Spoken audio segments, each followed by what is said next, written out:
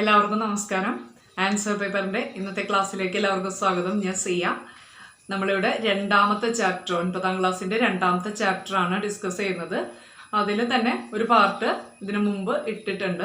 അപ്പോൾ അത് കാണാത്തവർ ആ പാർട്ട് പോയി കാണാം. അതിനുശേഷം ഈ ചാപ്റ്ററിൽ ഈ ഭാഗം കാണാം. ഓക്കെ, ഞാൻ ഈ ചാനലിലൂടെ 8, 9, 10 ക്ലാസ്സുകളിലെ എല്ലാ ക്ലാസ്സുകളും അത് മാത്സിലെ എല്ലാ ക്ലാസ്സുകളും ഇടുന്നുണ്ട്.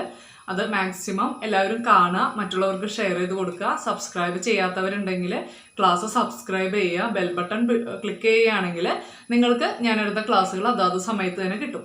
അപ്പം നിങ്ങൾ ഒരു കാരണവശാലും ക്ലാസ്സുകൾ, അതായത് ഇപ്പം ഈ കാണുന്ന ക്ലാസ് കണ്ടിന്യൂ ചെയ്ത് കാണുന്നതിന് മുൻപ് തന്നെ തൊട്ട് മുൻപത്തെ ക്ലാസ്, അതായത് രണ്ടാമത്തെ ചാപ്റ്ററിലെ ഫസ്റ്റ് വീഡിയോ കാണാനായിട്ട് ശ്രമിക്കുക. എങ്കിലാണ് നിങ്ങൾക്ക് അതിൻ്റെ കണ്ടിന്യൂവേഷൻ കിട്ടുള്ളൂ. അപ്പോൾ ഈ ചാപ്റ്റർ നമുക്കറിയാം ഫ്രാക്ഷൻസ് ആണ്, അതായത് ഭിന്നസംഖ്യകളാണ്. അപ്പോൾ ഈ ഭിന്നസംഖ്യകൾ എന്ന് പറഞ്ഞപ്പോൾ തന്നെ പറഞ്ഞിരുന്നു വളരെ സിമ്പിൾ ചാപ്റ്റർ ആണ്. പക്ഷേ ഒരു പ്രോബ്ലം ചെയ്യാനായിട്ട്, സിമ്പിൾ ഒരു പ്രോബ്ലം ആണെങ്കിൽ കൂടിയും അത് ചെയ്യാനായിട്ട് 2, 3 മെത്തേഡ്സ് നമുക്കുണ്ട്. ആ മെത്തേഡ്സിലൂടെ പോകുമ്പോൾ നമുക്ക് കൂടുതൽ കൺഫ്യൂഷൻ വരാനുള്ള സാധ്യത കൂടുതലാണ്. അപ്പോൾ അതുകൊണ്ട് തന്നെ ഈ ചാപ്റ്റർ നിങ്ങൾ അതായത് നിങ്ങൾ പഠിക്കാനായിട്ട് ഇരിക്കുമ്പോൾ തന്നെ ഒരു പുസ്തകവും പേനയൊക്കെ എടുത്ത് കയ്യിൽ പിടിച്ചിട്ട് വേണം ചെയ്യാനായിട്ട്. ഇപ്പോൾ ഒരു പ്രോബ്ലം ഞാൻ ചെയ്തു തരുമ്പോൾ അത് ജസ്റ്റ് കാണുകയും കേൾക്കുകയും മാത്രമല്ല, നിങ്ങൾ അതേസമയം ഒന്ന് എഴുതി നോക്കുക, ഒന്ന് ചെയ്ത് നോക്കുക. അതും അടുത്തൊരു പ്രോബ്ലം വരുമ്പോൾ നിങ്ങൾക്ക് തന്നെ തോന്നും ചിലപ്പോൾ സെയിം ആണ് എന്ന് ചിലപ്പോൾ തോന്നും.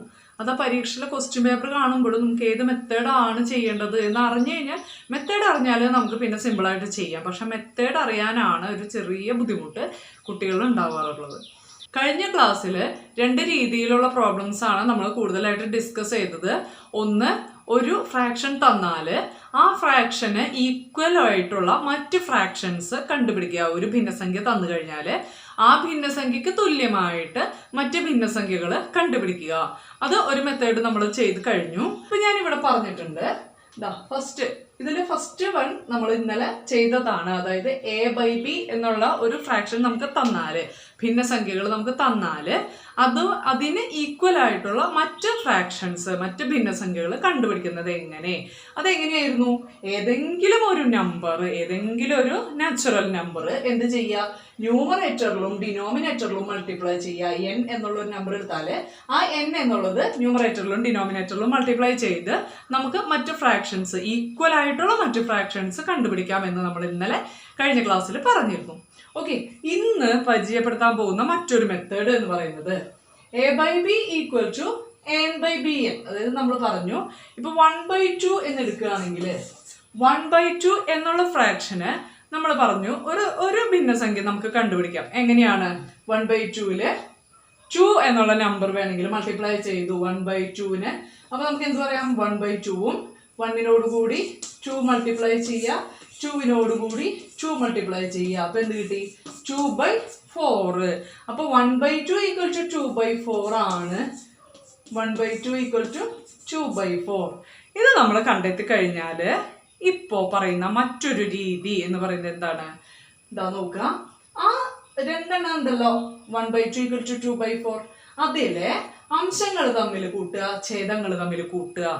അതായത് എന്താണ്? ന്യൂമറേറ്റേഴ്സ് തമ്മിൽ ആഡ് ചെയ്യുക, ഡിനോമിനേറ്റേഴ്സ് തമ്മിൽ ആഡ് ചെയ്യുക. അപ്പോൾ കിട്ടുന്നതും എന്തിന് ഈക്വൽ ആയിരിക്കും? നമുക്ക് ആദ്യം തന്ന ഭിന്നസംഖ്യക്ക് ഈക്വൽ ആയിരിക്കും. അതായത് എന്താ പറയുന്നത്? ഇവിടെ പറയുന്നത് എന്താണ്? അതായത് അംശങ്ങൾ തമ്മിൽ കൂട്ടുക. അതായത് 1 + 2/2 + 4 എന്ത് വരും? 3/6. ഈ 3/6 എന്നുള്ളത് എന്തിന് ഈക്വൽ ആയിരിക്കും? 1/2 എന്നുള്ള ഫ്രാക്ഷന് ഈക്വൽ ആയിരിക്കും. ഓക്കെ, അപ്പൊ നമ്മൾ പറഞ്ഞ ഒരു മെത്തേഡ് കിട്ടിയെന്ന് വിചാരിക്കണു. എന്താ ചെയ്തേ?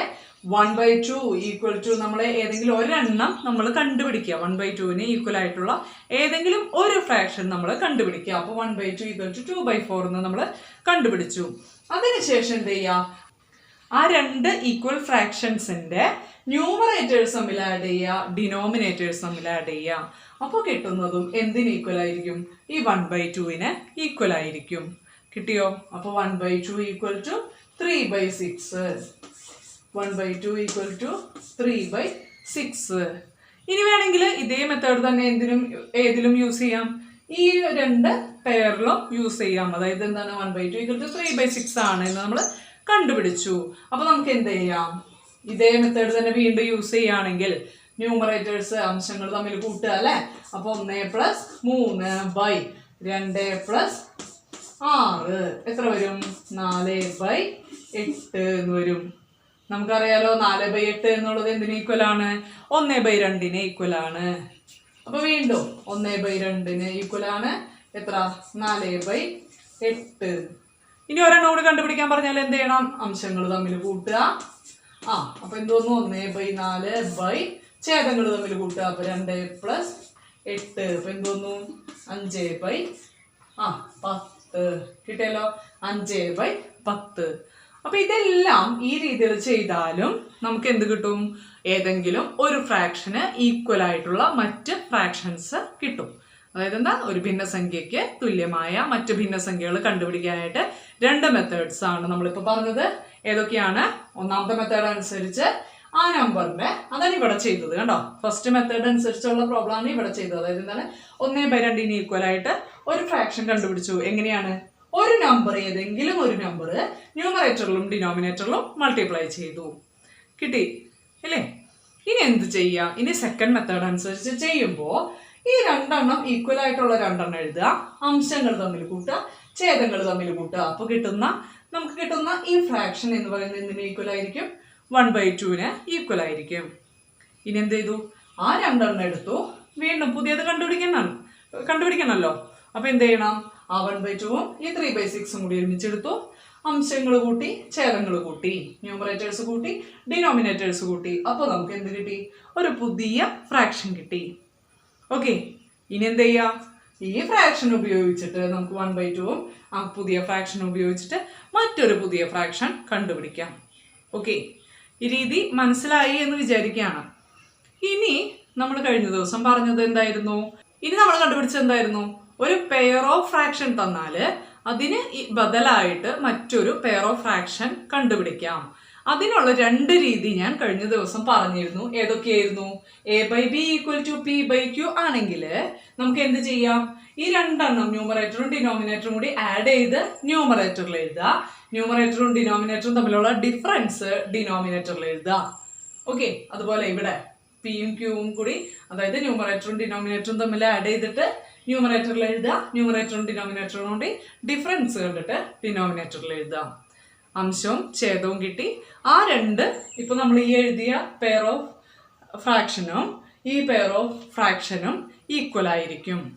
അതാണ് നമ്മൾ ഫസ്റ്റ് മെത്തേഡ് അനുസരിച്ച് പറഞ്ഞത്. ഇനി സെക്കൻഡ് മെത്തേഡ് അനുസരിച്ച് ഇതിൽ പറഞ്ഞത് എന്തായിരുന്നു?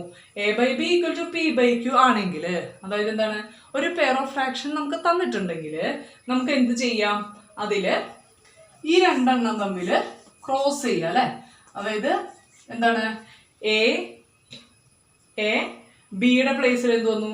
ഈ പി ഇവിടേക്ക് വന്നു അല്ലെ. a/p = ഈ ബി ഇവിടേക്ക് പോയി, അതായത് b/q. അപ്പൊ ആ 2 മെത്തേഡാണ് പറഞ്ഞത്. ഇനി നമ്മൾ കണ്ടിന്യൂ ചെയ്യുന്നത്, ഇനി നമുക്ക് 2 ഫ്രാക്ഷൻസ് തന്നാൽ ആ 2 ഫ്രാക്ഷൻസ് ഈക്വൽ ആണോ അല്ലയോ എന്ന് ഉള്ളതാണ് നമ്മുടെ നെക്സ്റ്റ് ക്വസ്റ്റ്യൻ. അതായത് എന്താണ്? Check whether the 2 fractions are equal or not. 42/63, 70/105 എന്നീ 2 ഭിന്നസംഖ്യകൾ തുല്യമാണോ എന്ന് പരിശോധിക്കുക. അപ്പൊ ഈ ചോദ്യം നമുക്ക് എങ്ങനെ ചെയ്യാം? ഇതിന് ഈ പ്രോബ്ലം ചെയ്യാനായിട്ട് നമുക്ക് 2 രീതി പറയാം. അതായത് ഒന്നാമത്തെ രീതി എന്ന് പറയുന്നത്, പൊതുവായ ഘടകങ്ങൾ ഉണ്ടെങ്കിൽ ആ പൊതുവായ ഘടകങ്ങളെ ക്യാൻസൽ ചെയ്യുക, വെട്ടിക്കളഞ്ഞ് അതിന്റെ ലഘുരൂപം കണ്ടുപിടിക്കുക. ഓക്കെ, അപ്പൊ എന്താണ് ആ രീതി ഒന്ന് പറഞ്ഞുതരാം. ഫസ്റ്റത്തെ മെത്തേഡ് ഇതാണ്. 42/63 അല്ലെ, 42/63 പൊതുവായ ഘടകങ്ങൾ ഉണ്ടെങ്കിൽ നമ്മൾ എന്ത് ചെയ്യണം? അതിനെ ക്യാൻസൽ ചെയ്യണം. അപ്പൊ അതിന് ഞാൻ ചോദിക്കട്ടെ, ഇപ്പൊ ഈ പറയുന്ന പ്രോബ്ലത്തില് കുറച്ച് കാര്യങ്ങൾ ബേസ് ആയിട്ട് പറഞ്ഞുതരാം. അത് നിങ്ങൾക്ക് എന്തായാലും ഉപകാരപ്പെടുന്നതാണ്. ഞാൻ കഴിഞ്ഞ വീഡിയോകളിലായിട്ട് ഇത്തരം ചില ടിപ്സ് ഒക്കെ പറഞ്ഞിട്ടുണ്ട്, എങ്കിലും ഇവിടെ ഒന്നുകൂടി അതൊന്ന് ഓർമ്മിപ്പിക്കുകയാണ് ചെയ്യുന്നത്. ഇതാണ്, ഇപ്പൊ 42 ഏതൊരു നമ്പർ ആയാലും, ഇപ്പൊ 42നെ നമുക്ക് എന്ത് ചെയ്യണം? 42നെ ഫാക്ടറൈസ് ചെയ്യണം. 63നെയും എന്ത് ചെയ്യണം? ഫാക്ടറൈസ് ചെയ്ത് ഫാക്ടേഴ്സ് കണ്ടുപിടിക്കണം.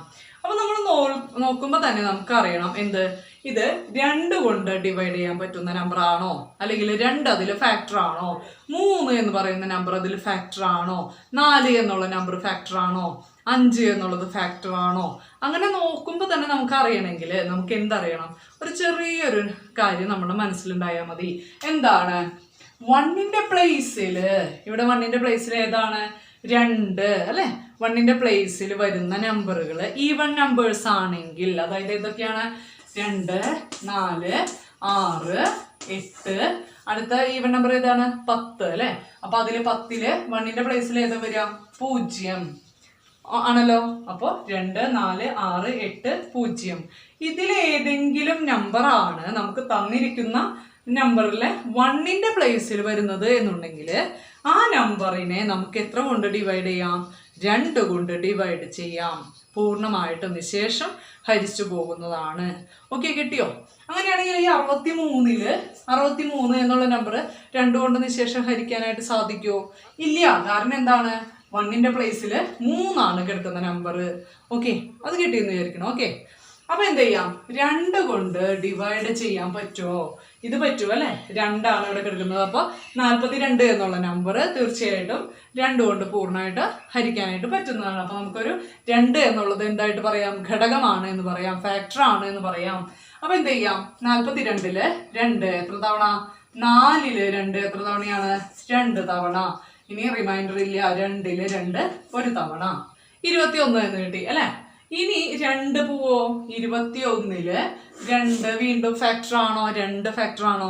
അല്ല. കാരണം എന്താണ്? ഇവിടെ 1ന്റെ പ്ലേസിൽ 1 ആണ് കിടക്കുന്നത്. 1ന്റെ പ്ലേസിൽ, 1ന്റെ പ്ലേസിൽ, അതായത് 1ാമത്തെ സ്ഥാനം കിടക്കുന്ന ഏതാണ് നമ്പർ? ഡിജിറ്റ് 1 ആണ്. അത് 2, 4, 6, 8, 0 എന്നീ നമ്പറുകളിൽ പെടുന്നതല്ല. അതായത് ഈവൺ നമ്പർ അല്ല, ഇരട്ട സംഖ്യ അല്ല. അതുകൊണ്ട് നമുക്ക് എന്ത് പറയാം?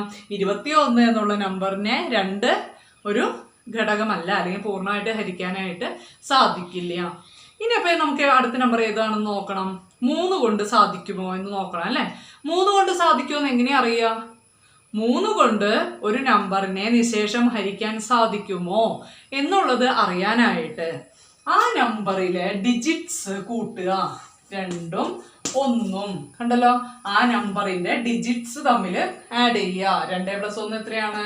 3 ആണ്. ഈ 3 എന്ന് പറയുന്നത് എന്താണ്?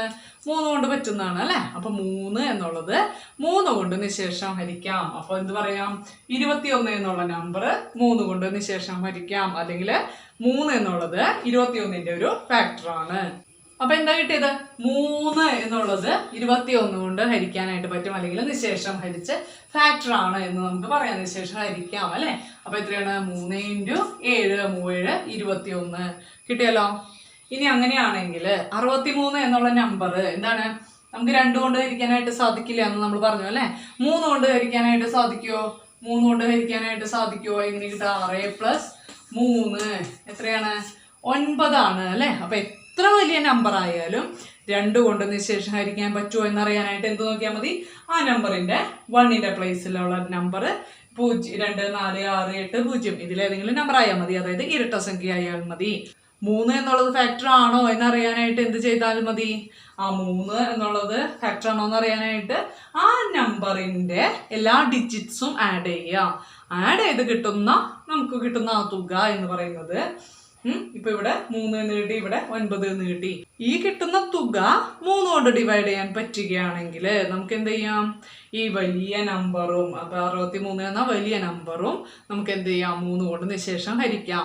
ഇതിനി എത്ര വലിയ നമ്പർ ആയിക്കോട്ടെ, നമുക്കിനിപ്പോ കിട്ടുന്ന ഒരു 2 ഡിജിറ്റ് നമ്പർ ആണെങ്കിൽ, ഇവിടെ കിട്ടിയത് 2 ഡിജിറ്റ് നമ്പർ ആണെങ്കിൽ വീണ്ടും അതിനെ 1 ഡിജിറ്റ് ആക്കുക. ഡിജിറ്റ്സ് തമ്മിൽ ആഡ് ചെയ്തിട്ട്. ഓക്കെ, അത് കൺഫ്യൂഷൻ വരരുത്. 2ന്റെയും 3ന്റെയും 2 രീതിയാണ്, അതൊരിക്കലും മാറിപ്പോരുത്. ഓക്കെ, അപ്പൊ എന്ത് ചെയ്തു? 6 + 3 9. അത് നമുക്ക് ഹരിക്കാനായിട്ട് പറ്റും. അപ്പോൾ 3 കൊണ്ട് 63നെ നിശേഷം ഹരിക്കാം, അല്ലെങ്കിൽ 3 എന്നുള്ളത് 63ന്റെ ഒരു ഫാക്ടർ ആണ്. കിട്ടിയല്ലോ. അപ്പൊ എന്ത് ചെയ്യാം? 6ല് 3 എത്ര തവണ? 2 തവണ. വീണ്ടും 3ല് 3 ഒരു തവണ.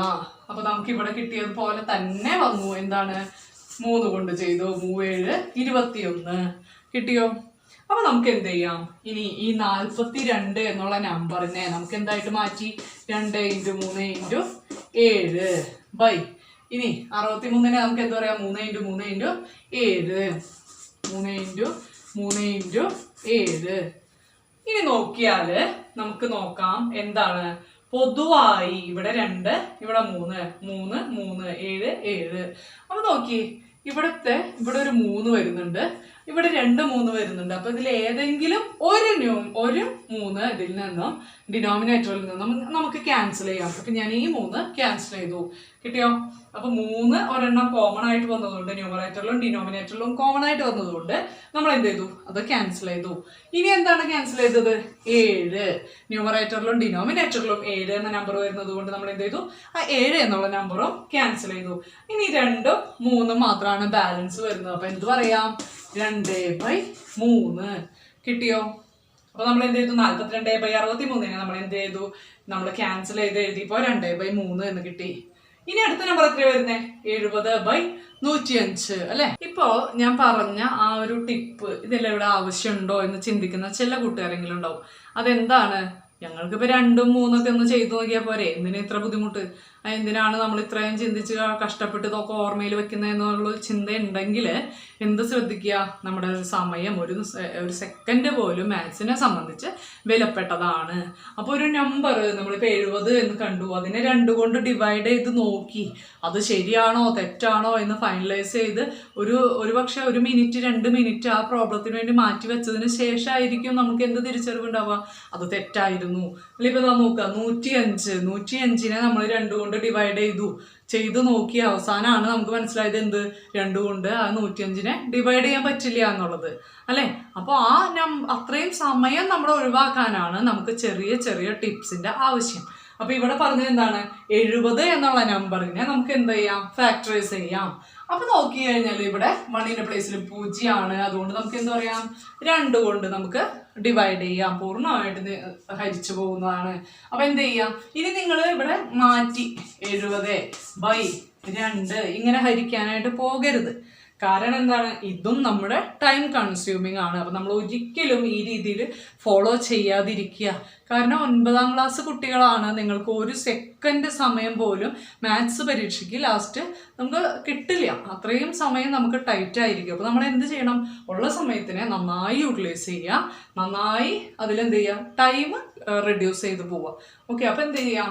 ഇവിടെ തന്നെ നമ്മളിവിടെ ചെയ്ത് പഠിക്കുക. ശീലമില്ലാത്തവരാണെങ്കിൽ എന്ത് ചെയ്യണം? അത് ഇപ്പോഴെങ്കിലും ശീലിക്കുക കേട്ടോ. അപ്പൊ എന്ത് ചെയ്യാം? 7ൽ 2 നമ്മൾ സാധാരണ ഇവിടെ ഹരിക്കുന്ന അതേ മെത്തേഡ് തന്നെയാണ് ഇവിടെയും ഫോളോ ചെയ്യുന്നത്. ഓക്കെ, ഇവിടെ എന്താ ചെയ്തേ? നമ്മൾ ഈ 7ൽ 2 എത്ര തവണ? 3 തവണ പോകും. 6 6 റിമൈൻഡർ 1 0 ഇറക്കി എഴുതി. അപ്പൊ 10 10ൽ 2 5 തവണ. 5 10 റിമൈൻഡർ 0 ആണല്ലോ. ഈ രീതിയിൽ ചെയ്യുമ്പോൾ ഇങ്ങനെയാണ് കിട്ടുക അല്ലെ? ഇത് തന്നെയാണ് നമ്മൾ എന്ത് ചെയ്തത്? ഒന്ന് തലതിരിച്ച് ചെയ്ത് നോക്കുന്നു എന്ന് മാത്രമേ ഉള്ളൂ. അപ്പൊ അത് എങ്ങനെയാ ചെയ്യുന്നേ? 7ൽ 2 എത്ര തവണ? 3 തവണ. അപ്പൊ ഈ മുകളിൽ എഴുതുന്ന സംഖ്യകൾ എന്ത് ചെയ്തു? നമ്മളിവിടെ താഴെ എഴുതി പോകുന്നു എന്ന് മാത്രം അല്ലെ? അപ്പൊ 23 6. അപ്പൊ 6 വന്നാൽ മതി. പക്ഷെ അവിടെ 7 ഉണ്ട്. അപ്പൊ ഇവിടെ റിമൈൻഡർ ഉണ്ട്. ആ റിമൈൻഡർ നമ്മൾ എവിടെ കൊടുക്കുക? ഇവിടെ ചെറുതായിട്ട് ഇട്ട് കൊടുക്കുക. അപ്പൊ എന്ത് കിട്ടി? 10 എന്ന് കിട്ടി. ഇനി 10ൽ 2 എത്ര തവണ? 5 തവണ. 35 എന്ന് കിട്ടിയല്ലോ. ഇപ്പൊ നമുക്ക് 35 എന്ന് കിട്ടി. ഇപ്പൊ നമ്മൾ പറഞ്ഞതുപോലെ 3 കൊണ്ട് നിശേഷം ഹരിക്കാനായിട്ട് പറ്റുമോ എന്ന് നമുക്കൊന്ന് നോക്കാം അല്ലെ? 2 കൊണ്ട് പറ്റില്ല. കാരണം എന്താ? 1ന്റെ പ്ലേസിൽ ഓക്കെ 1ന്റെ പ്ലേസിൽ എന്തല്ല? ഇരട്ട സംഖ്യകളല്ല, ഈവൺ നമ്പേഴ്സ് അല്ല. 2 4 6 8 0 എന്ന നമ്പറുകളല്ല. അതുകൊണ്ട് 35നെ എന്തുകൊണ്ട് ഹരിക്കാനായിട്ട് പറ്റില്ല? 2 കൊണ്ട് ഹരിക്കാനായിട്ട് പറ്റില്ല. ഇനി 3 കൊണ്ട് പറ്റുമോ? അതെങ്ങനെയാ നോക്കുക? 3 + 5 അല്ലെ? ഡിജിറ്റ്സ് തമ്മിൽ ആഡ് ചെയ്യുക. അപ്പൊ എത്ര വരും? 3 + 5 8 ആണ് വരുന്നത്. ആ 8 എന്നുള്ളത് നമുക്കറിയാം 3 കൊണ്ട് ഹരിക്കാനായിട്ട് പറ്റില്ല. അതുകൊണ്ട് നമുക്ക് എന്ത് പറയാം? 35 എന്നുള്ളത് 3 കൊണ്ട് ഹരിക്കാനായിട്ട് സാധിക്കില്ല. ഇനി നമുക്ക് നെക്സ്റ്റ് ഏതാണ് നോക്കുക? 4 അല്ലെ? 4 കൊണ്ട് 2 കൊണ്ട് പറ്റാത്ത സംഭവം 4 കൊണ്ട് പറ്റുമോ? 2 എന്നുള്ളതിന്റെ തന്നെ 2 × 2 ആണ് 4 അല്ലെ? അപ്പൊ 2 കൊണ്ട് ഹരിക്കാൻ പറ്റാത്തതിനെ, നിശേഷം ഹരിക്കാൻ പറ്റാത്തതിനെ ഒരു കാരണവശാലും 4 കൊണ്ട് ഹരിക്കാനായിട്ട് പറ്റില്ല. അപ്പൊ ഇനി എന്ത് നോക്കിയാൽ മതി? നെക്സ്റ്റ് നമ്പർ ഏതാണ്? 5. എപ്പോഴും നമ്മൾ 2 3 4 അങ്ങനെ ഒരു ഓർഡർ അനുസരിച്ച് ഹരിച്ചു പോകാനായിട്ട് ശ്രദ്ധിക്കുക. കേട്ടോ. അപ്പൊ ഇവിടെ എന്ത് വരും? നമുക്ക് 5 കൊണ്ട് ഹരിക്കാൻ പറ്റുമോ എന്ന് നോക്കാം അല്ലെ. അപ്പൊ 5 കൊണ്ട് നിശേഷം ഹരിക്കാൻ പറ്റുമോ എന്ന് അറിയാനുള്ള ഒരു ടിപ്പാണ് ഇപ്പൊ പറയാൻ പോകുന്നത്. നമ്മൾ എന്താണ് പറഞ്ഞത്? 2 കൊണ്ട് നിശേഷം ഹരിക്കാൻ പറ്റുമോ എന്ന് അറിയാനായിട്ട് നമ്മൾ എന്താ പറഞ്ഞേ? 1ന്റെ പ്ലേസിൽ 0, 2, 4, 6, 8 എന്നീ നമ്പറുകൾ പറഞ്ഞു ഇല്ലേ. അതുപോലെ തന്നെ 5 കൊണ്ട് നിശേഷം ഹരിക്കാൻ പറ്റുമോ എന്ന് ചോദിച്ചാല് 1ന്റെ പ്ലേസിൽ ഏതൊക്കെ നമ്പറുകൾ വരും? ഏതാണ്? 5 വരും, 0 വരും. അതായത് നമ്മൾ ആ ടേബിൾ ഒന്ന് എഴുതി നോക്കുകയാണെങ്കിൽ എന്താ വരിക? 5, 10, 15, 20, 25 ഇങ്ങനെ കണ്ടിന്യൂ ചെയ്യല്ലേ? 5ന്റെ ടേബിൾ 1 5 5, 2 5 10, 3 5 15, 4 5 20, 5 25 അങ്ങനെ കണ്ടിന്യൂ ചെയ്തു പോകും അല്ലെ. അപ്പൊ ഇവിടെ 1ന്റെ പ്ലേസിൽ ഏത് നമ്പറുകൾ മാത്രമാണ് ആവർത്തിച്ചു വരുന്നത്? ഏതാണ്? 5 0 5 0 5 0 അങ്ങനെ 5 0 എന്ന നമ്പറുകൾ മാത്രമാണ് എന്ത് ചെയ്യുക? ആവർത്തിച്ച് വരിക. കിട്ടിയോ? ഇനി ഇതിൽ തന്നെ ഒരു ടിപ്പും കൂടി പറയുകയാണ്. ഈ സമയത്ത് തന്നെ പറഞ്ഞു പോകുന്നത് എന്താണെന്ന് വെച്ചാല് കണ്ടിന്യൂവേഷൻ ആണ്. 10 കൊണ്ട് ഒരു നമ്പറിനെ നിശേഷം ഹരിക്കാൻ സാധിക്കുമോ എന്ന് ചോദിച്ചാല് അതില് ഒരു കാര്യം മാത്രം നോക്കിയാൽ മതി. 1ന്റെ പ്ലേസിൽ 0 വരുന്നുണ്ടോ 0 വരുന്നുണ്ടോ എന്നുള്ള ഒറ്റ കാര്യം മാത്രമേ നമ്മളവിടെ ചെക്ക് ചെയ്യാൻ പാടുള്ളൂ, ചെക്ക് ചെയ്യേണ്ട ആവശ്യമുള്ളൂ. അതായത് എന്താണ്?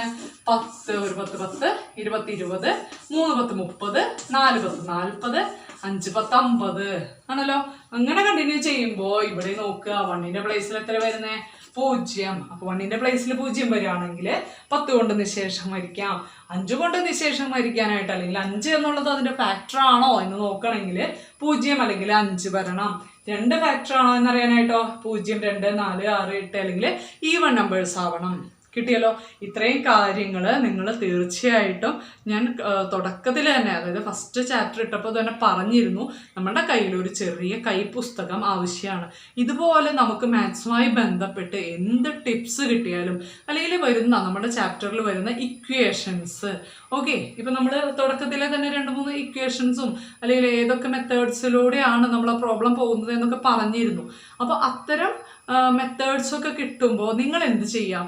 നിങ്ങളുടെ ആ ബുക്കിൽ ആ ഇക്വേഷൻസ് മാത്രം ഒന്ന് എടുത്തെഴുതുക, അല്ലെങ്കിൽ ഇതുപോലെ കിട്ടുന്ന ടിപ്സ് മാത്രം ഒന്ന് എടുത്തെഴുതുക. ഒരു 100 പേജിന്റെ പുസ്തകം മതി. പക്ഷെ നിങ്ങളത് ചെയ്യാതിരിക്കരുത്. കാരണം അങ്ങനെ ചെയ്യുന്ന കുട്ടികൾക്ക് ഒരു പ്രോബ്ലം വരുമ്പോൾ, ഒരു ഇക്വേഷൻ ആവശ്യമാകുന്ന ഒരു സമയത്ത് നമ്മൾ നമ്മുടെ എല്ലാ നോട്ട്ബുക്കുകളും പരിശോധിക്കേണ്ട ആവശ്യമില്ല. നിങ്ങൾ ഇപ്പോൾ ചെയ്യുകയാണെങ്കിൽ നിങ്ങൾക്ക് 10ാം ക്ലാസ്സിൻ്റെ ക്ലാസ് എത്തുമ്പോഴേക്കും അത് ഒരു വൻ ശേഖരമായിട്ട് മാറും. അപ്പോൾ 10ാം ക്ലാസ്സിന് നിങ്ങൾക്കറിയാലോ 8ന്റെയോ 9ന്റെയോ ഒക്കെ തുടർച്ചയാണ് 10ാം ക്ലാസ്സിൽ വരുന്നത് അല്ലേ. അപ്പോൾ ആ 10ാം ക്ലാസ്സിൻ്റെ ക്ലാസ്സുകൾ തുടങ്ങുമ്പോൾ തന്നെ ഏതെങ്കിലും ഒരു പ്രോബ്ലത്തിൽ ഒരു ഇക്വേഷൻ ആവശ്യമുണ്ട്. അത് എവിടെയാണ് നമ്മൾ പഠിച്ചിട്ടുണ്ടാവുക? ഇപ്പോഴാണ് നമ്മൾ പഠിക്കുന്നുണ്ടാവുക. അപ്പോൾ നമ്മൾ എന്ത് ചെയ്യും? ആ ഇക്വേഷൻ ആ ഒരു ബുക്കിൽ നിന്ന് നമുക്കത് കിട്ടും. അപ്പോൾ നമുക്കത് എന്തിനും കൂടി ഉപകാരപ്പെടും? നമ്മുടെ 10ാം ക്ലാസ്സിൽ അല്ലെങ്കിൽ നമ്മളുടെ പഠനത്തിൽ നമുക്കത് ഒത്തിരി ഉപകാരപ്പെടും. ഞാൻ ചെയ്തിരുന്ന ഒരു കാര്യമാണ്, എൻ്റെ അധ്യാപിക എന്നെ പഠിപ്പിച്ചൊരു കാര്യമാണ്. അത് നമ്മൾ ഫോളോ ചെയ്തത് കൊണ്ടാണ് നമുക്ക് ഇത്തരം ബേസ് നമ്മുടെ മനസ്സിൽ നിൽക്കുന്നത്. അപ്പം നമ്മളുടെ മനസ്സിൽ മാത്സിനെ സംബന്ധിച്ച് ബേസ് നിൽക്കുന്നില്ല എന്നുണ്ടെങ്കിൽ നമുക്ക് ആ കണക്കുകൾ ചെയ്യാനായിട്ട് പറ്റില്ല, അറിയാലോ. അപ്പോൾ നമ്മൾ ഒരിക്കലും ഒരു കാരണവശാലും ഇത്തരം ബേസ് മറന്നു പോകാതിരിക്കുക. നമുക്ക് കിട്ടുന്ന ചെറിയൊരു പോയിന്റ് മറ്റുള്ളവർക്ക് ചിലപ്പോൾ അറിയുന്നതായിരിക്കും, പക്ഷെ നമുക്ക് കിട്ടുന്നുണ്ടാവില്ല. അപ്പോൾ നമ്മൾ എന്ത് ചെയ്യുക? നമ്മുടെ പുസ്തകത്തിൽ നമ്മളതൊന്ന് നോട്ട് ചെയ്യുക. പിന്നെ നമ്മൾ ആ പുസ്തകം എടുത്ത് നോക്കുമ്പോൾ നമ്മുടെ മനസ്സിലേക്ക് അത് വീണ്ടും വീണ്ടും കയറും. അത് ഒരിക്കലും നമ്മൾ മറന്നു പോവില്ല. മറ്റൊരു ഫ്രണ്ട് ചിലപ്പോൾ അറിയാവുന്ന കക്ഷിയാണ്, ചിലപ്പോൾ എഴുതണുണ്ടാവില്ല, പക്ഷെ അയാൾ ചിലപ്പോൾ മറന്നു പോകാനുള്ള സാധ്യതയുണ്ട്. നമ്മൾ ഒരിക്കലും അത് മറക്കില്ല. അപ്പോൾ ഇപ്പോൾ ഞാൻ ഈ പറഞ്ഞ കാര്യം നിങ്ങൾ ചെയ്യുമെന്ന് വിശ്വസിക്കുകയാണ്. സ്റ്റാർട്ടിംഗ് ആണ്, ക്ലാസ്സൊക്കെ തീർച്ചയായിട്ടും ഇപ്പോൾ തന്നെ ഒരു പുസ്തകം 100 പേജിൻ്റെ ഒരു പുസ്തകം എടുത്ത് ആ കൈപ്പുസ്തകം തയ്യാറാക്കുക കേട്ടോ. ഗണിതത്തിന് വേണ്ടിയിട്ടൊരു കൈപ്പുസ്തകം. ഓക്കെ. അപ്പൊ നമ്മൾ എന്താ ചെയ്തേ? 70നെ 2 കൊണ്ട് നിശേഷം ഹരിച്ചു 35 എന്ന് കിട്ടി. ഇപ്പൊ നമ്മൾ എവിടെ വരെ പറഞ്ഞു? 5 കൊണ്ട് പറ്റുമോ എന്ന് വരെ എത്തി അല്ലെ. 35നെ 5 കൊണ്ട് പറ്റുമോ എന്ന് അറിയാനായിട്ട് എന്ത് ചെയ്താൽ മതി? 1ന്റെ പ്ലേസിൽ 0 അല്ലെങ്കിൽ 5 വന്നാൽ മതി അല്ലെ. അപ്പൊ ഇത് പറ്റുന്ന നമ്പറാണ്, അതുകൊണ്ട് നമുക്ക് എന്ത് ചെയ്യാം? 5 കൊണ്ട് എത്രയാണ്? 7 35. അപ്പൊ നമ്മൾ അതിന്റെ ഫാക്ടറൈസ് ചെയ്തു അല്ലെ. ഇനി എന്ത് വേണം? 105 ഇവിടെ വരുന്നത്, ഡിനോമിനേറ്ററിൽ വരുന്നത് 105 ആണ്. അപ്പൊ നമ്മൾ എന്ത് ചെയ്യാ? ഇവിടെ 105നെ ചെയ്തു നോക്കണം.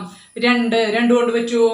ഇല്ല. 1ന്റെ പ്ലേസിൽ വരുന്നത് 5 ആണ്, അത് ഒറ്റ സംഖ്യയാണ്. അതുകൊണ്ട് 105 എന്നുള്ളത് 2 കൊണ്ട് ഡിവൈഡ് ചെയ്യാൻ പറ്റില്ല. കിട്ടിയല്ലോ. ഇനി ഫോളോ ചെയ്യാൻ പറ്റുന്നുണ്ടല്ലേ? ഇനി 3 കൊണ്ട് പറ്റുമോ? 3 കൊണ്ട് പറ്റുമോ എന്നറിയാനായിട്ട് നമ്മൾ എന്ത് ചെയ്താൽ മതി?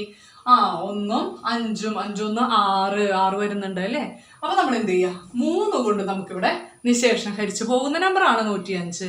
അപ്പൊ നിങ്ങൾക്കൊരു സംശയം തോന്നിയിട്ടുണ്ടാവും, ഈ 5 കണ്ടപ്പോൾ തന്നെ ഒരുപാട് പേര് 5 കൊണ്ട് നിശേഷം ഹരിക്കാമെന്ന് പറഞ്ഞ് പെട്ടെന്ന് തന്നെ 5 കൊണ്ട് ഹരിച്ചു പോയിട്ടുണ്ടാവും. ആ ഒരു രീതി തെറ്റല്ല. പക്ഷെ നമ്മൾ ഒരു കാരണം നമ്മൾ ചെയ്തു പോകുമ്പോൾ നമ്മൾ അതിൻ്റെ ഒരു ഓർഡർ കീപ്പ് ചെയ്തു പോവുക. അങ്ങനെ ചെയ്തു പോകുമ്പോൾ അതും അതിൻ്റെ ഒരു നമ്മുടെ ഒരു അടുക്കും ചിട്ടയോടുകൂടിയുള്ള പഠനം നമുക്ക് ഒരുപാട് ഗുണം ചെയ്യുന്ന കാര്യമാണ്. അതുകൊണ്ടാണ് എന്ത് പറഞ്ഞത്, ഏറ്റവും ചെറിയ നമ്പറിൽ നിന്ന് തുടങ്ങുക. 2 കൊണ്ട് നോക്കുക, പറ്റില്ല. 3 കൊണ്ട് നോക്കുക, പറ്റുമോ ഇല്ലയോ നോക്കുക കേട്ടോ. അപ്പം 5 കൊണ്ട് ചെയ്തത് തെറ്റല്ല, പക്ഷെ ഒരു കൃത്യമായിട്ടൊരു രീതി ഫോളോ ചെയ്യുക. അപ്പം എന്ത് കിട്ടി? 3 കൊണ്ട് പറ്റും അല്ലേ? 1ല് 3 പോവില്ല. അപ്പൊ നമ്മൾ എന്ത് ചെയ്തു? 10ല് അല്ലെ? 10ല് 3 എത്ര തവണ? 3 തവണയാണ്. 3 3 9. അപ്പൊ എന്ത് വന്നു? 9 ആണ് വരേണ്ടത്. ഇവിടെ 10 വന്നിട്ടുണ്ട്. അപ്പൊ ഇവിടെ റിമൈൻഡർ ഉണ്ട്. എത്രയാണ്? 1 റിമൈൻഡർ ആണ്. ഞാനവിടെ ചെറുതാക്കി എഴുതി. നമുക്ക് മനസ്സിലാവണം, നമുക്ക് വീണ്ടും കൺഫ്യൂഷൻ ഉണ്ടാകരുത്. അതെന്താണ്? ചില കുട്ടികൾ ഇവിടെ വലുതാക്കി എഴുതി വെക്കും. വലുതാക്കി എഴുതി വെച്ച് കഴിഞ്ഞാല് ആ 1 0 5 എന്നുള്ള നമ്പറിൽ ഇവിടെ ഒരു 1 എഴുതി കഴിഞ്ഞാൽ നമ്പർ മാറി അല്ലേ? അതായത് 105 എന്നുള്ള നമ്പർ 1015 എന്ന നമ്പറായി മാറി. അപ്പൊ ഇതൊരു കാരണവശാലും ഈ 1 അങ്ങനെ എഴുതാൻ പാടില്ല. ഇവിടെ ഒരു ചെറിയൊരു ഹൈഫൺ പോലെ, അതായത് ചെറിയൊരു 1 വരയ്ക്കുക. ഇത് നമുക്ക് കൺഫ്യൂഷൻ ഉണ്ടാക്കില്ല അല്ലെ? അപ്പൊ എന്ത് ചെയ്യുന്നു? 10 അപ്പൊ എന്തായി? നമ്പർ എന്തായി മാറി? 15. 5 എന്നുള്ള നമ്പർ 15ആയി മാറി. 3ല് 15 എത്ര പ്രാവശ്യം? 5 പ്രാവശ്യം. അപ്പൊ എന്ത് വന്നു? 35. ഈ 35 നമ്മൾ ഇവിടെ ചെയ്തതാണ്. എന്ത്? 5ല് മാത്രമേ പോവുള്ളൂ. 7 35 കിട്ടിയല്ലോ. അപ്പൊ ഇനി ഇവിടെ എന്ത് ചെയ്യാം? അപ്പൊ ഇനി എന്ത് ചെയ്യാം? 70/105 എന്നുള്ള നമ്പറിനെ നമുക്ക് എങ്ങനെ മാറ്റാം? 70നെ നമ്മൾ പറഞ്ഞത് എന്തായിരുന്നു? 2 × 5 × 7 ബൈ. ഇനി 105നെ എന്താണ്? 3 × 5 × 7 കിട്ടിയല്ലോ. ഇനി നോക്കുക, 2 ഇവിടെ ന്യൂമറേറ്ററിൽ മാത്രമേ ഉള്ളൂ, ഡിനോമിനേറ്ററിൽ ഇല്ല. അപ്പൊ നമുക്ക് അതൊന്നും ചെയ്യാൻ പറ്റില്ല. ഇനി 5 എടുത്തു. 5 ന്യൂമറേറ്ററിലുണ്ട്, ഡിനോമിനേറ്ററിലുണ്ട്. ഓരോന്ന് ക്യാൻസൽ ചെയ്തു. 7 ന്യൂമറേറ്ററിലുണ്ട്, ഡിനോമിനേറ്ററിലുണ്ട്. ക്യാൻസൽ ചെയ്തു. ഇനി ക്യാൻസൽ ചെയ്യുമ്പോൾ തന്നെ ഇങ്ങനെ കരകുരാന്ന് പറഞ്ഞ് വെട്ടിക്കളയരുത്.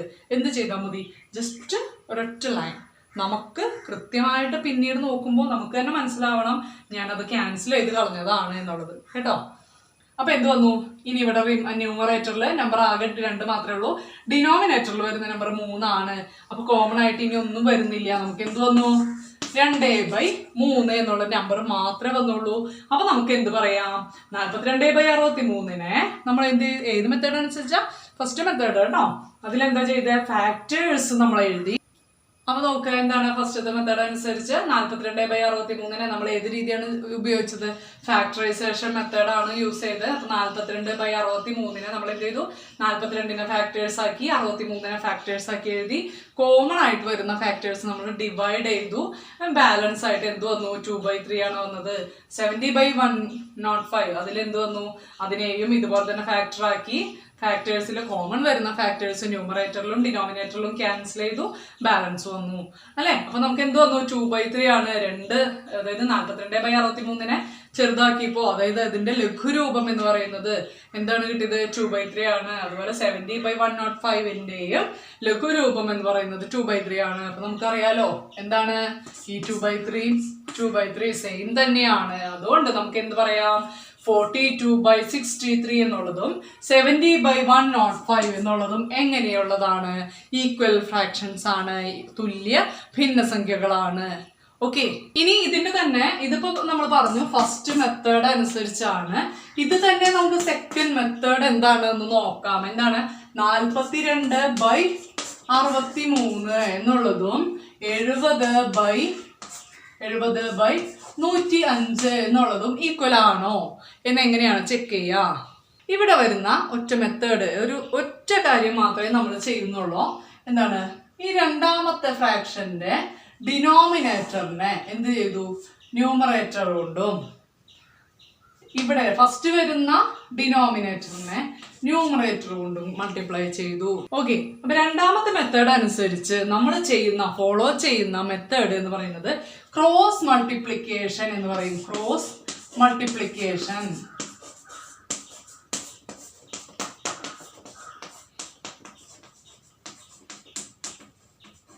ക്രോസ് മൾട്ടിപ്ലിക്കേഷൻ അല്ലെങ്കിൽ എതിർ ഗുണനം എന്ന് പറയുന്ന രീതിയാണ് രണ്ടാമത് നമ്മൾ ഫോളോ ചെയ്യുന്നത്. എന്താണ് ചെയ്യുന്നത്?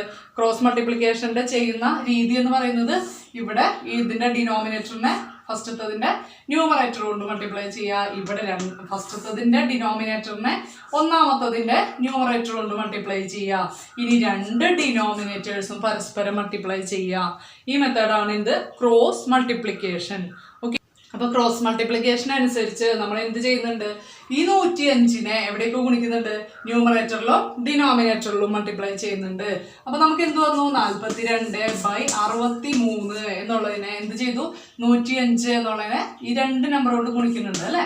അതായത് 105 കൊണ്ട് ന്യൂമറേറ്ററിലും ഡിനോമിനേറ്ററിലും മൾട്ടിപ്ലൈ ചെയ്യുന്നു. കണ്ടല്ലോ. ഇനി ഇവിടെ വരുന്ന 70/105 എന്നുള്ള നമ്പറിനെ നമ്മൾ എന്ത് ചെയ്യുന്നു? ഇവിടെ എന്താ ചെയ്തേ? ഈ 63നെ എന്ത് ചെയ്തു? രണ്ടാമത്തെ ന്യൂമറേറ്റർ കൊണ്ടും ഗുണിച്ചു, ഡിനോമിനേറ്ററിലും ഗുണിച്ചു. അപ്പൊ എന്ത് ചെയ്യാ? ഇവിടെ 63നെ നമ്മൾ എന്ത് ചെയ്തു? ന്യൂമറേറ്ററിലും ഡിനോമിനേറ്ററിലും ഗുണിച്ചു. അതായത് എന്താ ചെയ്തേ? ഇവിടുത്തെ ഡിനോമിനേറ്ററിനെ ന്യൂമറേറ്ററിലും ഡിനോമിനേറ്ററിലും ഗുണിച്ചു, ഇവിടുത്തെ ഡിനോമിനേറ്ററിനെ ന്യൂമറേറ്ററിലും ഡിനോമിനേറ്ററിലും മൾട്ടിപ്ലൈ ചെയ്തു. ഇപ്പൊ നമുക്ക് കിട്ടുന്ന ആൻസർ നോക്കുക. 63x105, 63x105. അത് തമ്മിൽ എങ്ങനെ ഗുണിച്ചാലും ഈ ആൻസറുകൾ തമ്മിൽ സെയിം ആയിരിക്കും അല്ലെ. അപ്പൊ നമുക്ക് എന്ത് പറയാം? ഇത് നമ്മൾ ഗുണിക്കേണ്ട ആവശ്യമേ വരുന്നില്ല. കാരണം അത് രണ്ടും ഗുണിച്ചു കഴിഞ്ഞാലും എന്തായിരിക്കും? സെയിം ആയിരിക്കും അല്ലെ. അപ്പൊ നമ്മൾ ഇത് ഗുണിച്ച് സമയം കളയരുത്. പക്ഷേ 42x105ഉം 70x63 ഗുണിച്ച് നോക്കിയിട്ട് ആൻസർ നോക്കുക. അപ്പൊ എത്ര വരും? 105നെ 42 കൊണ്ട് ഗുണിക്കുക. 42 കൊണ്ട് ഗുണിക്കുക. 5 10, ശിഷ്ടം 1 0. അപ്പൊ ഇവിടെയും ചില കുട്ടികൾ തെറ്റിക്കാറുണ്ട്. 0 × 2 എന്നുള്ളത് എത്രയാണ് ആൻസർ? 0 ആണ് ആൻസർ. അപ്പോൾ 0. ഇനി റിമൈൻഡർ ഉണ്ടായിരുന്നു 1, അതോടെ എഴുതി. 1 × 2 2. കണ്ടല്ലോ. ഇനി എന്താണ്? 4 × 5 20, ശിഷ്ട 2 ആണ്. 4 × 0 എത്രയാണ്? 0 ആണ്. ആ 2 റിമൈൻഡർ നിന്നത് അവിടെ എഴുതി. 1 × 4 4. അപ്പൊ എന്ത് വന്നു? 0 1 2 2 4 4 44 10. അതായത് എത്രയാണ്? 4410 കിട്ടിയല്ലോ. ഇനി എന്താണ്? 70x63 ആണ് ചെയ്യേണ്ടത്. നമ്മളിത് നോക്കുക. ഇതിലും അറിയാത്തവരുണ്ടെങ്കിൽ ശ്രദ്ധിക്കുക. നമ്മളൊരു 0 കൊണ്ട് മൾട്ടിപ്ലൈ ചെയ്യാനുള്ള ഒരു നമ്പർ ഉണ്ടെങ്കിൽ നമ്മൾ എന്ത് ചെയ്താൽ മതി? 0 ഒഴിവാക്കിയിട്ടുള്ള നമ്പറുകൾ മൾട്ടിപ്ലൈ ചെയ്യുക. 0 പറഞ്ഞ ആൻസറിൽ ചേർത്ത് കൊടുക്കുക. അപ്പൊ എന്ത് ചെയ്യുക? 63നെ വീണ്ടും 7 കൊണ്ട് മൾട്ടിപ്ലൈ ചെയ്താൽ മതി. 7 21, റിമൈൻഡർ 2, 6 42, 42ഉം റിമൈൻഡർ ഉണ്ടായിരുന്നു 44. അപ്പൊ ഇവിടെ ആൻസർ എത്ര വന്നേ? 441 ആണ് ആൻസർ വന്നത്. നമ്മൾ 0 കൊണ്ട് ഇവിടെ മൾട്ടിപ്ലൈ ചെയ്തിട്ടുണ്ടായിരുന്നില്ല. 0 നമ്മൾ ഒഴിവാക്കി വെച്ചേക്കായിരുന്നു. അപ്പൊ എന്ത് ചെയ്യണം? ഈ 0നെ നമ്മളിവിടെ ചേർത്ത് കൊടുക്കണം. ആൻസറിൽ ചേർത്ത് കൊടുക്കണം. അപ്പൊ നോക്കുക. ഇവിടെ ന്യൂമറേറ്ററിൽ 4410, ഇവിടെയും ന്യൂമറേറ്ററിൽ 4410. ഡിനോമിനേറ്റർ സെയിം ആയിരിക്കും. കാരണം എന്താ? 63x105 നമ്മൾ ഗുണിച്ച് സമയം കളയേണ്ട ആവശ്യമില്ല. കാരണം എന്താണ്? ഇപ്പൊ ന്യൂമറേറ്റേഴ്സ് തമ്മിൽ ഈക്വൽ ആണ്, ഡിനോമിനേറ്റേഴ്സ് ഓൾറെഡി ഈക്വൽ ആണ്. അപ്പൊ നമുക്ക് എന്ത് പറയാം? ഈ 42/63 എന്നുള്ളതും ഈ 70/105 എന്നുള്ള ഫ്രാക്ഷനും ഈക്വൽ ആണ്. അപ്പൊ രണ്ട് ഫ്രാക്ഷൻസ് ഈക്വൽ ആണോ? Check whether the two fractions are equal or not എന്ന് നമ്മളോട് ക്വസ്റ്റ്യൻ പറയുകയാണെങ്കിൽ നമ്മുടെ ഈ തന്നിരിക്കുന്ന രണ്ട് ഭിന്നസംഖ്യകൾ തുല്യമാണോ എന്ന് പരിശോധിക്കുക എന്ന് നമ്മളോട് ചോദ്യം വരികയാണെങ്കിൽ നമുക്ക് എന്ത് ചെയ്താൽ മതി? ഈ രണ്ട് മെത്തേഡ്സിൽ ഏത് മെത്തേഡാണോ നിങ്ങൾക്ക് ഇഷ്ടപ്പെട്ടത് അത് നമുക്ക് ചെയ്യാം. ഇനി അവിടെ തന്നെ നമ്മളോട് പറയാണ് യൂസിങ് ക്രോസ് മൾട്ടിപ്ലിക്കേഷൻ മെത്തേഡ് എന്ന് സ്പെസിഫൈ ചെയ്ത് പറയുകയാണെങ്കിൽ, അല്ലെങ്കിൽ ഫാക്ടറൈസേഷൻ മെത്തേഡ് എന്ന് സ്പെസിഫൈ ചെയ്ത് സാധ്യത കുറവാണ്. പക്ഷേ എന്നിരുന്നാലും അങ്ങനെ പറയുകയാണെങ്കിൽ മാത്രമേ ആ മെത്തേഡിൽ കൂടെ പോകേണ്ട ആവശ്യമുള്ളൂ. അല്ലെങ്കിൽ നിങ്ങൾക്ക് ഇഷ്ടമുള്ള മെത്തേഡ് ഇതിൽ യൂസ് ചെയ്യാം. അപ്പോൾ ഈ രണ്ട് മെത്തേഡും കൂടി പെട്ടെന്ന്, അതായത് രണ്ട് മെത്തേഡും കൂടി ഒരുമിച്ച് പറഞ്ഞത് എന്തിനു വേണ്ടിയിട്ടാണ്? നിങ്ങൾക്ക് ആ കൺഫ്യൂഷൻ ഒഴിവാക്കാനും നിങ്ങൾക്ക് ആ മെത്തേഡിൽ ഏതാണ് നല്ലത് എന്ന് ചൂസ് ചെയ്യാൻ നിങ്ങൾക്ക് തന്നെ ചെയ്യാം. നിങ്ങളുടെ പരീക്ഷയ്ക്ക് നിങ്ങളുടെ ആൻസർ പേപ്പറിൽ നിങ്ങൾക്ക് എന്ത് ആൻസർ എഴുതണം, ഏത് മെത്തേഡ് യൂസ് ചെയ്യണമെന്ന് നിങ്ങളുടെ ഇഷ്ടമാണ്. നിങ്ങൾക്ക് തെറ്റില്ല എന്ന ഉറപ്പുള്ളൊരു മെത്തേഡ് നിങ്ങൾക്കതിൽ ചൂസ് ചെയ്യാം. കിട്ടിയല്ലോ. അപ്പോൾ രണ്ട് മെത്തേഡ് നമ്മുടെ ഇവിടെ കഴിഞ്ഞു. അപ്പോൾ ആൻസർ പേപ്പറിൻ്റെ ഇന്നത്തെ ക്ലാസ് നിങ്ങൾക്ക് ഇഷ്ടമായെന്ന് വിചാരിക്കുകയാണ്. നിങ്ങൾക്ക് ഈ ക്ലാസ്സിൽ നിന്നും ഇപ്പോൾ എന്തൊക്കെ കാര്യങ്ങളാണ് ഭിന്നസംഖ്യകളിൽ കൂടുതൽ കാര്യങ്ങൾ, അല്ലെങ്കിൽ അതിൻ്റെ എങ്ങനെയാണ് സ്റ്റെപ്സ്, അതിൽ വരുന്ന ചെറിയ മൈന്യൂട്ട് കാര്യങ്ങൾ പോലും പറഞ്ഞു പോകുന്നതുകൊണ്ടാണ് ഈ ഇത്രയും വീഡിയോ ഇത്തിരി കൂടി ലെങ്തി ആയി പോകുന്നത്. അപ്പോൾ അറിയാത്ത കൂട്ടുകാർ എന്ത് ചെയ്യുക, നന്നായിട്ട് 2-3 പ്രാവശ്യം നന്നായിട്ട് ഈ വീഡിയോ കാണുക.